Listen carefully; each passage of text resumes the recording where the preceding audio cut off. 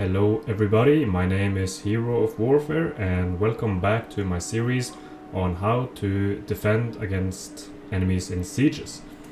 And today we are doing Nurgle, as you can see. So first off, I want to just show you guys a little bit about the garrisons and how you can manipulate the garrison units, because they are a bit different than every other race. As you can see, Nurgle doesn't have any defensive buildings except for this, which doesn't give any garrisons. So the infrastructure buildings, the green ones, those are the ones that actually give extra garrisons. So usually they only give Nurglings, like one Nurgling and one Plague Bearer, or spawn of Nurgle and the Nurglings, or Nurglings and Rothflies. So you won't get a whole lot, but if you build 2 or 3, you will at least get a decent amount. And from the main settlement building you will get some Nurglings, a hero with death magic, some plague toads, and when you upgrade you will get some Rothflies and some exalted plague bearers at the level 3. So as per usual, I will now show you some replays and we'll talk about the strategy for defending with Nurgle. And we're into one of the replays, and in this replay we are defending against just Khorne rebels. This is very early on, so it's from the very first dwarf settlement you take basically, and of course we get Khorne rebellions. So yeah, our garrison is pretty much completely in tatters, because when you take over a settlement it takes time for the garrison to build up. So my strategy is to stay as far away as possible, holding the supply point as far away as possible from the enemy, because Nurgle is super slow, and then build some towers here so they will be shot as they come along.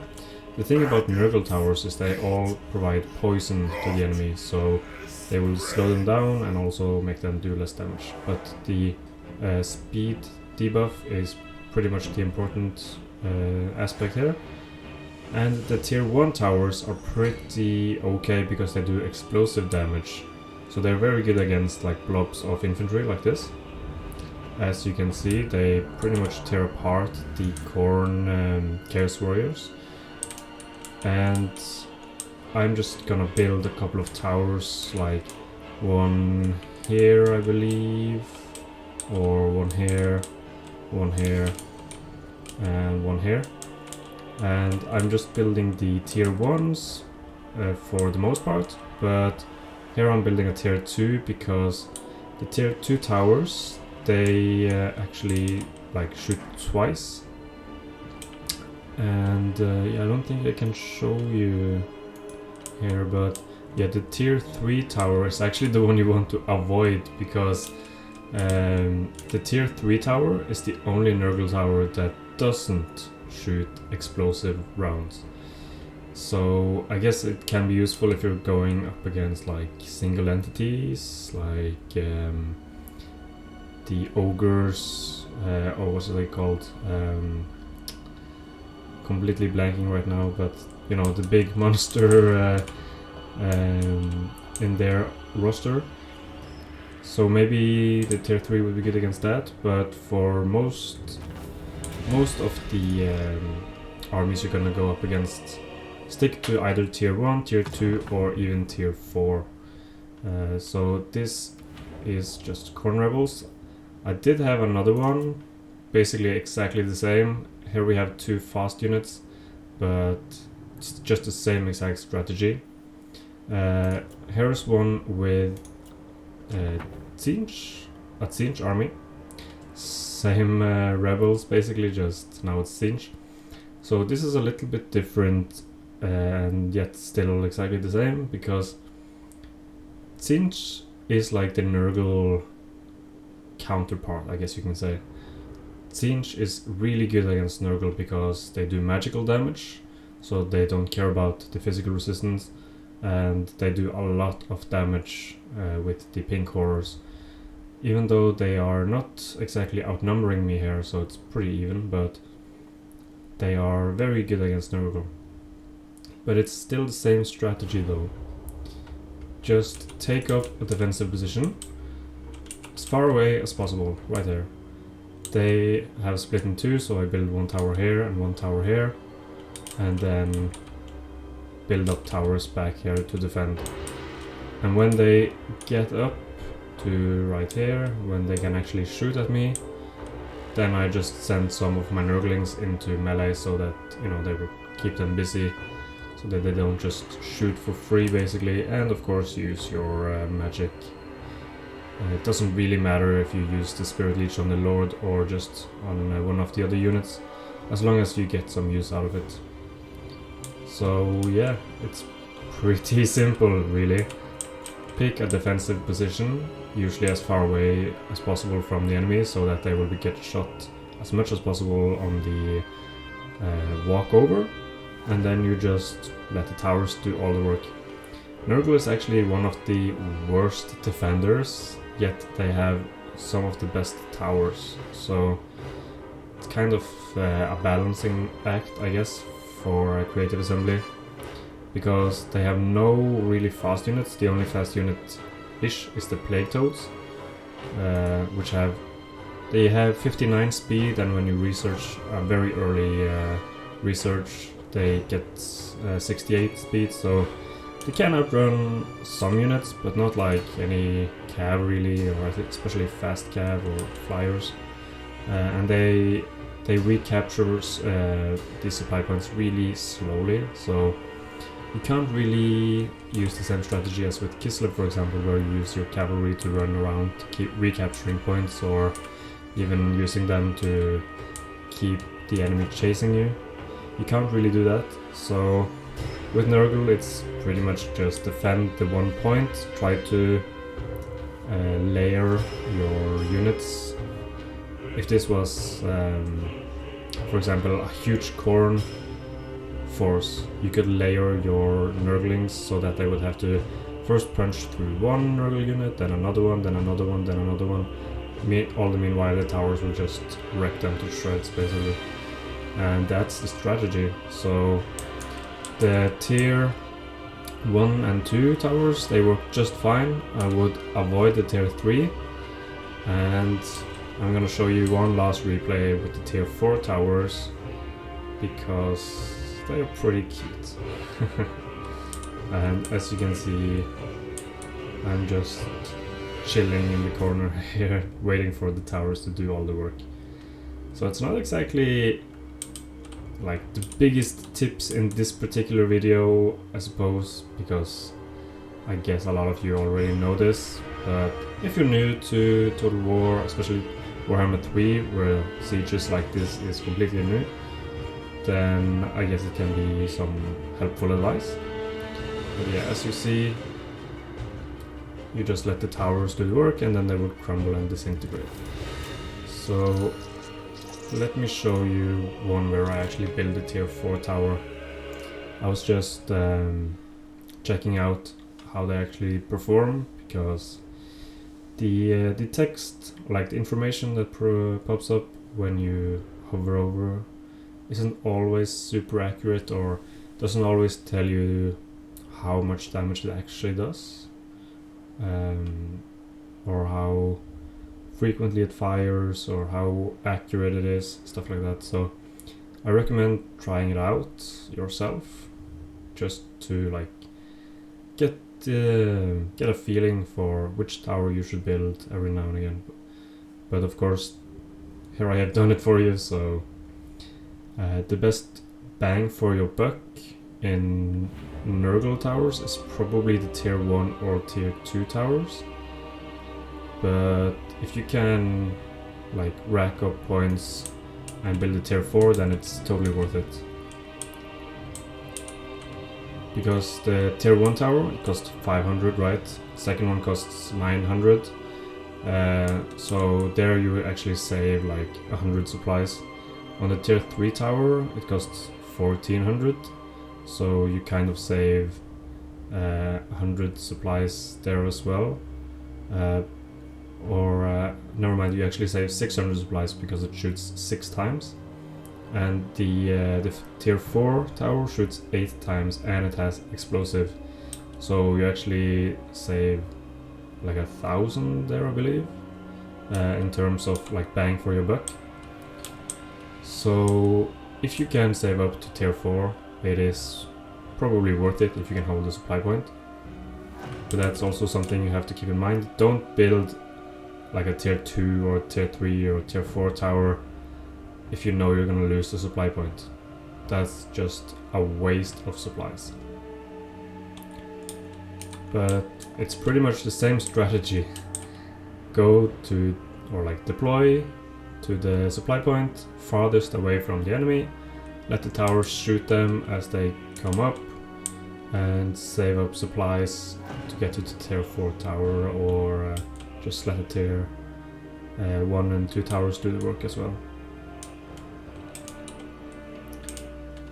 This key building right here, which gives you extra melee defense and leadership, it can be very tempting to hold it, especially if you're new. You might think, oh, I should keep this buff at all costs, but it's actually not that important, and on a lot of maps it's not the best defendable point, so try to like look at the map when, you know, before the match actually begins, and see, okay, where can I defend the best? Do I need to just try to corner camp, which I'm kind of doing here, because no way they're gonna go around like this, and even if they did, I could just build a barricade here. So this is like a corner camping strat, which is pretty good when you're defending. And another thing you can try is to have, if it's like a really big map, some of the Cathayan maps, for example, they are really big, then you can use your cavalry and your fast units to outmaneuver the enemy. But we'll get to that. With Nurgle, there's really not much to say. Just find the most defendable position. I'm sorry that I don't have more maps, because this campaign is still really early on, and to be honest with you guys, I don't really enjoy playing Nurgle. It's so like slow and, you know, boring basically. You just grind the enemy down. So I'm not gonna play a super long campaign to watch or to find all the special maps. But the strategy is still the same. And now we can see the tier 4 tower. Here you can see the damage it does, and yeah, it wrecks it wrecks units really fast. So 235 missile damage times 6, 145 missile damage armor piercing times 6, and explosive 50 armor piercing times 6 explosive, 70 splash armor piercing, and a 10-second reload time. So if you want, you can calculate it, but as you can see, pretty damn strong. So if you can get enough supplies to tier 4, I would recommend it. And lastly, I'm gonna show you, where is it?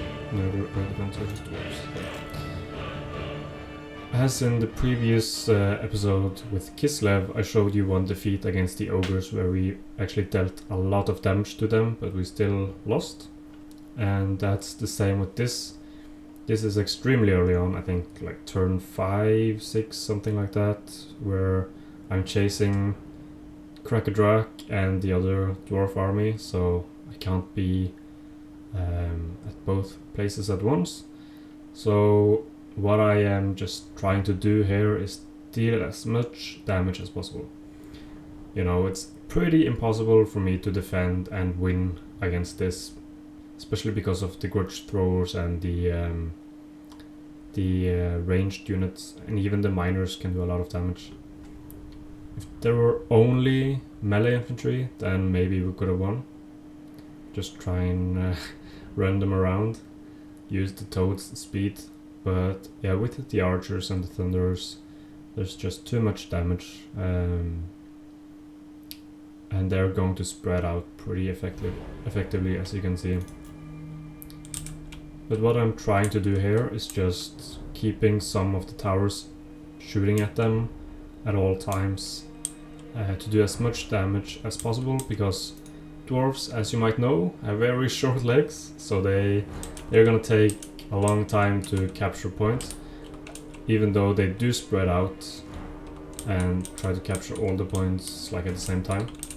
One thing that I made a mistake in this particular battle, because this point right here is the one that like builds this tower right here, and I didn't realize that until it was too late, so I kinda make a mistake right there. But this choke point right here is pretty good, so I like try to hold that. I used my toads to run around here to take out the grudge throwers and the quarrelers. So taking out some of their most important units for when Kugath is gonna mop the floor with them afterwards. But as you can see, the miners and the thunderers, like everyone, they're just gonna punch through eventually, and since they are too many units, I can't be everywhere at once trying to recapture points. So the only like defense I'm trying to do here is just hold them off, trying to hold this and this point for as long as possible, so that the towers can do as much damage as possible, because even if you get a defeat, if you dish out a lot of damage, just like I said in the last episode with Kislev, it can totally be worth it. Just try to make sure that you deal as much damage as possible, and maybe to like some of their most important units. Like in this case, it's the grudge throwers, their artillery, and some of their thunderers and quarrelers. They are definitely the highest threat against Nurgling units. With Nurgle, you kind of want to just blob up and just take the damage, while you also, of course, deal out damage. But if the enemy has ranged units or artillery or even magic, then that's gonna be really bad for you. So you have to really take out those dangerous units to, you know, make it as easy as possible afterwards for your army to come on and clean up.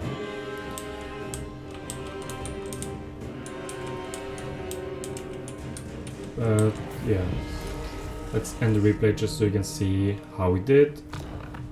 Took out one thunder completely and almost took out the grudge throwers and quarrelers and some of their other units. So that was a pretty decent defense, at least if you ask me. So to sum up, try to build some of these green infrastructure buildings if you need extra garrisons. Right here, I would recommend the control building because it gives you spawn of Nurgle. They are of course unbreakable, so you will get that extra time you need, maybe, to let the towers actually win you the fight, which can be really useful if you like hide them away a little bit or something like that. And this could be useful as well, giving you Rothflies, trying to take out artillery or ranged units or anything like that. And if you can, of course, these two, which gives you Nurglings and Plaguebearers of Nurgle, can also be useful just for tanking, you know, in general.